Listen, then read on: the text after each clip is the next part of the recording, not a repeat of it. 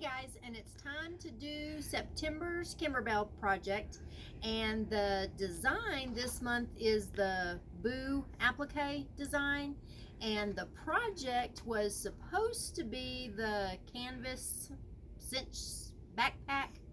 And what happened when I called to check on the bags, Kimberbell said that they had lost, UPS or whoever was delivering it lost like their order of 500, and the girl I talked to said they didn't think they were going to be getting them in. So we improvised and they sent us the little leather totes.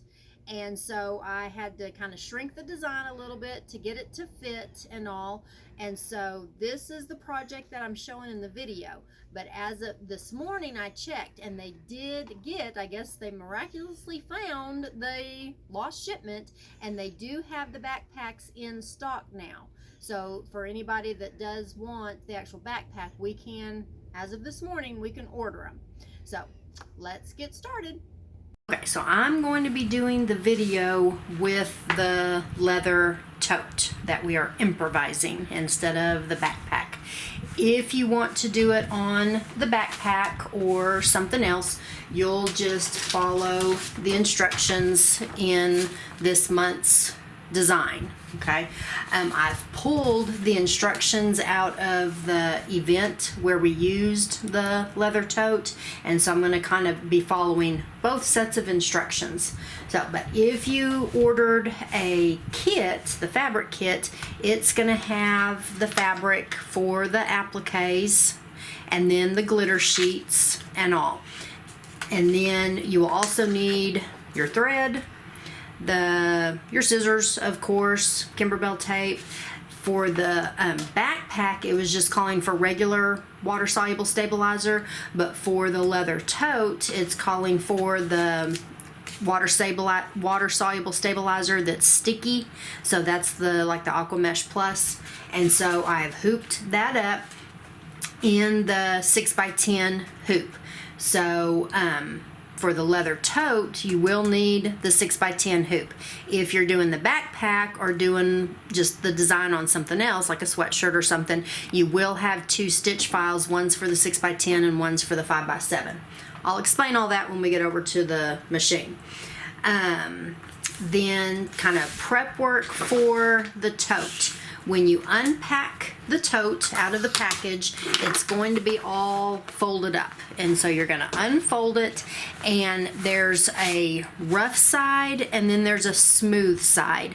The smooth side has the Kimberbell logo. So that Kimberbell logo, the smooth side is going to go down, and then the flap here is over to the right. And then you're going to measure up 3 inches from the bottom, 3 inches up, and make 2 little tick marks. And I was using the new OESD little kind of, I guess it's a wax pencil, chalk pencil, something. But it marks on your darker fabrics, and then it irons away. And then this little thread or string that's hanging out, that's kind of your sharpener. That's what, once you run out of the lead, it pulls that up and brings up more lead. So I use that to mark my tote. And then I've hooped up a piece of the water-soluble sticky paper, and I've gone ahead and I've scored it, and then you just peel that paper away, and now it's sticky. And then we're going to go over to the machine next. Okay, so at the machine, I've gone ahead and I've put a black bobbin in the machine. I figured since this was on the black leather tote, I wanted the black bobbin, and then I've gone ahead and threaded up with the green thread, and then I'm just going to go ahead and attach the hoop. And then as far as your designs, you're going to have 3 designs from Kimberbell. So in your download folder off of Kimberbell's website, you'll get the 3 designs, and it'll be the crosshair, and then you'll have this is probably the 5x7, and that's probably the 6x10 design. Then for the leather tote, the first edited design that I did, once I select that, it's going to have, I'm going to zoom in on it here, it's going to be just like your instructions. It's going to have the placement line for the glitter sheets for the bats, and then the placement line and tack down for the little stem. So it's done just like the instructions for the bigger designs. It's just smaller and it's rotated for the leather tote. The other design that I did, I went ahead and I filled in. So instead of using the glitter sheets for the bats, I just filled it in with a fill pattern, and then also kind of a little decorative pattern for the stem. I'm still going to use the glitter sheets for the face on the pumpkin, but I'm going to do this one on the leather tote. So that's the one I'm going to bring up. And then it does recommend on the leather tote to put in a size 70 needle. And now, I told Doug I was doing that this morning, and he said, well, you have to be careful with that needle threader, because the needle threaders on your machines are actually made to work with a size 75 or larger. So he said, just be careful, and if you do use a 70 needle, I've threaded this needle twice and it's done fine because the Isocord thread is so fine. But if you tried threading a size 70 needle with a heavier thread, you might bend your needle threader. So I'm going to chance it, and I'm going to still use the needle threader in all my thread changes with that size 70 needle in the machine. So the first thing that's going to stitch off is going to be a little placement line, and that's just done directly on our stabilizer. Okay, now when you unpack your leather tote, you're also going to have this little piece. This is just what they call a sample piece if you want to like experiment with your stitches or something on this leather, or just kind of experiment with using the leather. So this is just a sample piece. It doesn't have anything to do with the actual tote. So you can lay that to the side. So now that it's stitched off the placement line, I'm just going to take the tote. The bulk of the tote is going to be to the left, and you're just lining up those little tick marks that we drew on the tote. Let me come down a little bit. This stuff is really sticky. With the tick marks on your stabilizer. So just line that up and get it somewhat straight, and then stick it down real good. And then we're just going to put this back on the machine. Now, if you're doing the two bigger designs from Kimberbell, the first thing that it stitches out are kind of like these little wavy things like that. For the bats, I deleted those for the tote design because those were going to be so small because I shrunk it down. So the first stitch out that we're going to do is going to be the little curlicue off of the pumpkin stem. And if you were doing the applique one, it will have the placement line for your piece of fabric, but I'm doing the filled in one. So the stitch out steps are going to be just a little bit different depending on whether you're doing the fill designs or the applique designs, but y'all have all done applique enough. You know the steps. So first thing it's going to stitch out is just the little stem curlicue.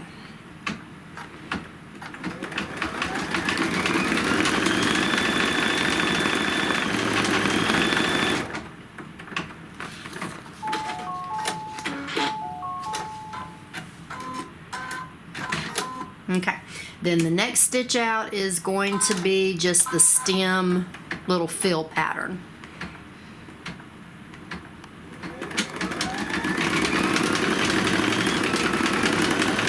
And what it's going to do next, the third stitch out, is just going to be the little straight stitch around that stem.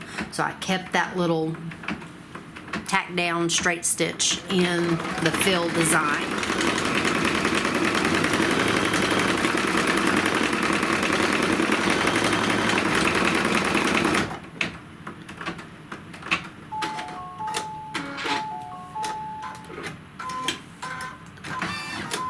Okay, and now we're going to change colors. We're getting ready to do the appliques. Whoops. Okay, so I've rethreaded for the purple thread, and now we're getting ready to do the applique. And so the first thing that stitches out is the B, and we have kind of some darker purple fabric in your kit, and so, but I'm gonna use a lighter purple because I want it to show a little bit more.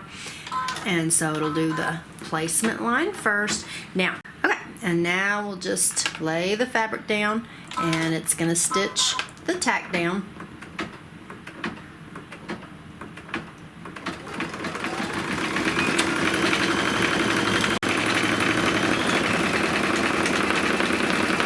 Now, the tack down is a little triple stitch, and it's actually part of the design. So this stitch is going to show because it does this little tack down, and then here in a minute it'll do another little detail stitch. So this is a raw edge applique design.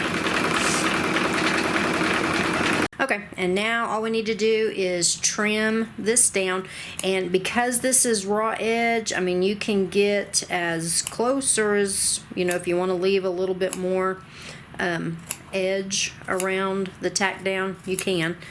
It does say in the instructions you have like an option after you trim this, if you want to run some fray check around the edge so it doesn't ravel so much, you can. I'm not going to worry about that. I figure for Halloween it can be kind of ravelly and look kind of spooky.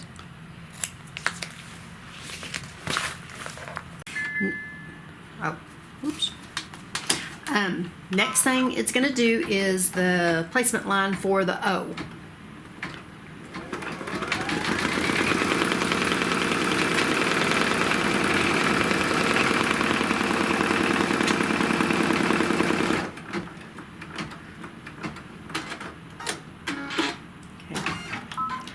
And then I'm just going to lay the fabric down on top of that, and it's going to stitch the tack down.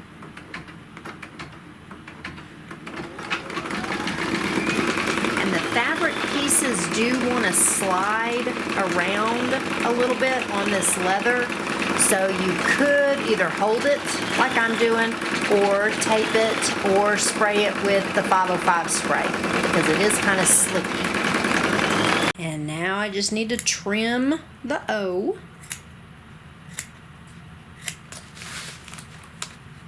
The next thing that it's going to stitch off is kind of the little detail on the B and the O, and it is offset from your letters, so don't think that your machine's messed up. It doesn't track exactly where the other one went. It's off just a little bit, so it shows up.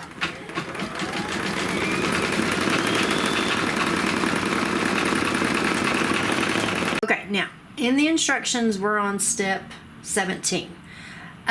They did each side of the pumpkin in a separate step. I went ahead and I have combined the two sides of the pumpkins together. We're just going to have to be real careful where we place our fabric. So next thing it's going to stitch off is going to be the placement line for the sides. Okay, so we're just going to be careful and lay the edge, you know, of the first one down. Make sure it doesn't overlap into the other one. And I'm going to go ahead and tape these down.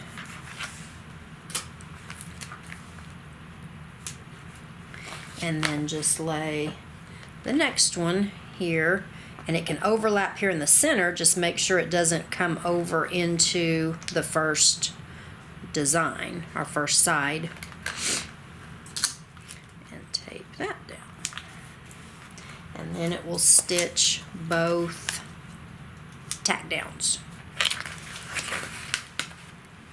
And just make sure when you are putting the hoop on and off that this bag doesn't get tucked up underneath.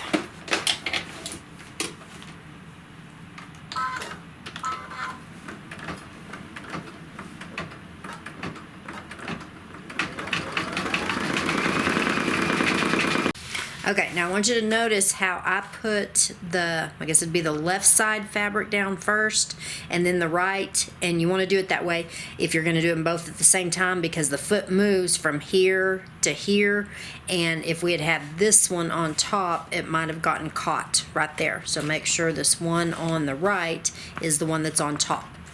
And now we just need to trim these away.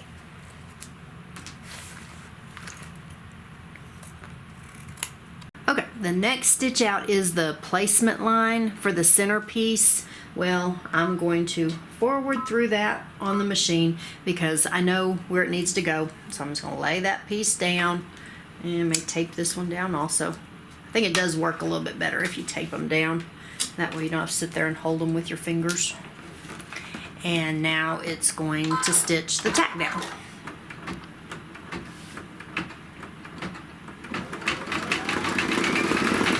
And now we're just trimming this center piece away. And then after I'm done doing this, I'm going to thread the machine up with black thread. And the next thing it's going to stitch out is the placement line for the black glitter sheet. And this is for his face. And so while that's stitching off, you can peel the little plastic coating away.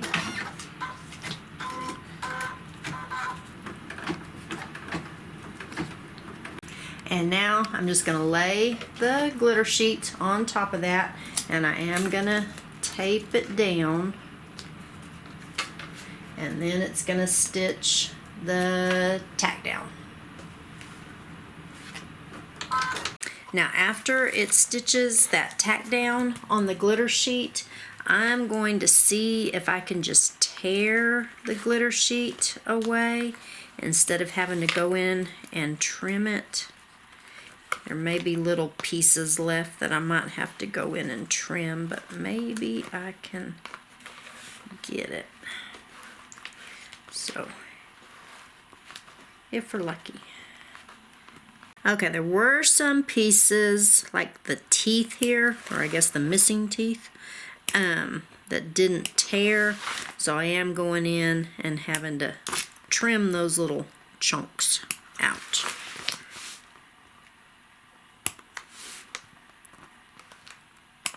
There we go. Okay, and now I'm just going to thread up with the white thread again, and it's going to stitch what they're calling the sketch stitch. Now remember, this sketch stitch is not going to track right on top. It's meant to be offset just a little bit. Now, the next thing that stitches off are the bats. And so if you're doing the glitter sheet bats, it's going to sew a placement line. I'm doing the fill, and so I'm going to do this first set of bats in the gray instead of black because I want them to show up. And so this is going to take 4 minutes to stitch off all these little bats. So we'll come back.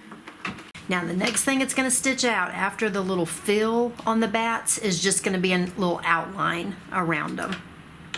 So I'm still going to do that for these bats in the gray.